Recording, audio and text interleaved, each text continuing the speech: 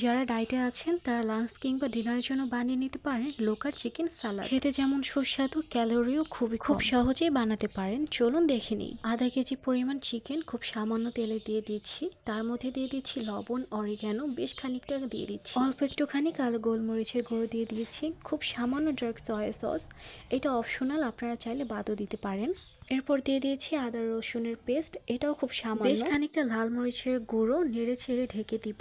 এর গায়ে পানিটি শুকিয়ে সিদ্ধ হওয়া। এবার একটা বড় সাইজের শশাকে পিল করে সেই একই পিলার দিয়ে শশাটাকে পাতলা পাতলা করে কেটে নিতে হবে। আপনারা চাইলে কুচি কুচি করেও কেটে নিতে পারেন, তবে এভাবে করলে দেখতে এবং খেতে দুটোই ভালো লাগে। ততক্ষণে চিকেনের পানিটা শুকিয়ে গেলে একদম পুরোপুরি টেনে না যাওয়া পর্যন্ত একটু কষিয়ে নামিয়ে শশার মধ্যে কিছুটা পরিমাণ পেঁয়াজ কুচি, সেখান থেকে 2 টুকরো চিকেন নিয়ে এবং এভাবে করে ছাড়িয়ে নিয়ে শশার মধ্যে মিশিয়ে দিব।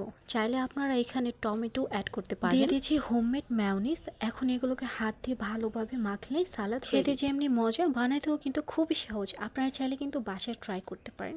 সো এভরিওয়ান, আজকের ভিডিও পর্যন্ত রাখছি। আশা করি আপনাদের আজকের ভিডিওটি ভালো লাগবে। So thank you for watching my video. আল্লাহ হাফেজ।